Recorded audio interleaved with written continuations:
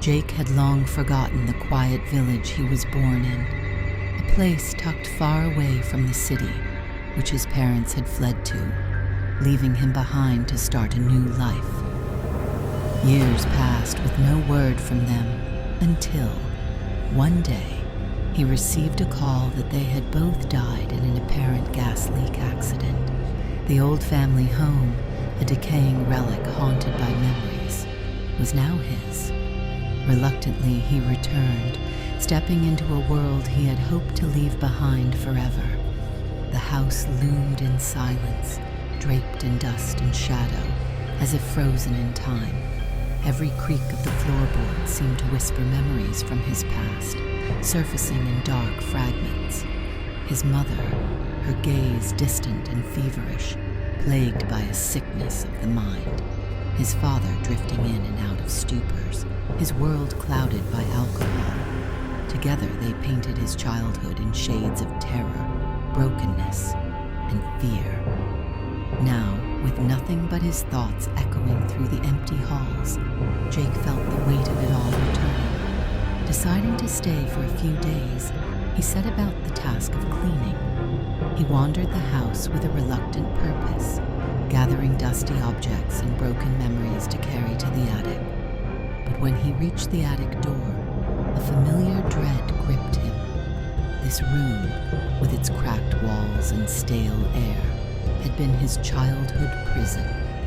His parents had often locked him in there when he misbehaved or simply when they needed silence.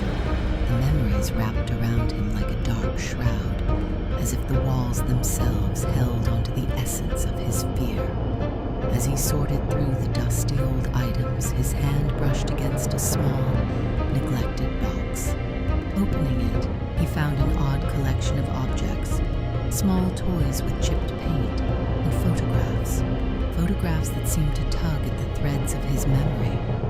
But another photo caught his breath, a little girl he had never seen before, and a woman who, despite the years, bore an unsettling resemblance to his mother.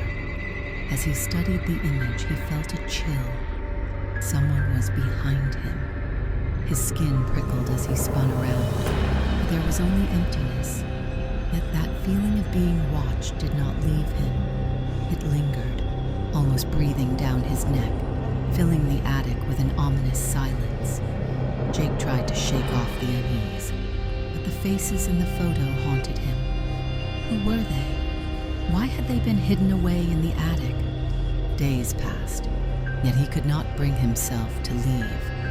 The house seemed to hold him in its grasp, whispering secrets he couldn't yet understand. Desperate for answers, he decided to visit the village's oldest resident, an elderly man who had known his family for decades. The man, frail and hunched, barely lifted his gaze when Jake entered. But when Jake produced the photo of the woman and child, the old man's eyes widened with a fearful recognition. He shrank back, whispering as if afraid of being overheard. That woman, she was a servant in your family's house. Long before you were born, she lived there with her daughter. But one day, her daughter disappeared. The woman went mad, babbling about dark forces, curses, and shadows in the house. She passed away soon after. That's all I know. But listen to me, boy, leave that house. An unspoken truth lingering in every corner. That night, his sleep was fitful, filled with surreal and chilling dreams. He dreamt of a dark room, cold and damp, where he followed the little girl from the photo. She led him deeper into the shadows, and he saw his parents there, their faces twisted in grim determination. They stood before a flickering candle, surrounded by arcane symbols etched in chalk, whispering to something unseen. The girl, her eyes wide and filled with horror, reached out to him as if to pull him back. When Jake awoke, his heart pounded, and the memory of the dream clung to him like a cold mist. But the feeling persisted. It was as if the girl's presence lingered in the room with him, watching, waiting. He felt himself slip into a trance as memories began to surface, blending with his dreams. He saw his parents again, their desperation laid bare. They had turned to dark rituals, invoking sinister forces to grant them the child they could never have naturally. But it came at a price, one that required a soul as payment, and so they had sacrificed the little girl, hoping that her spirit would grant them the son they so desired.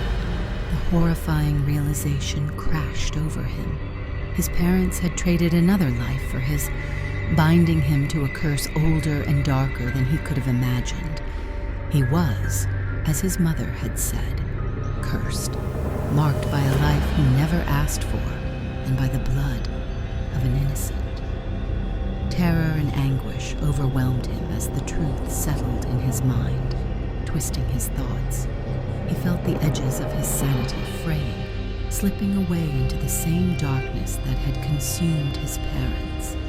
The room began to spin, the shadows growing deeper, pulling him into an abyss of pain and regret.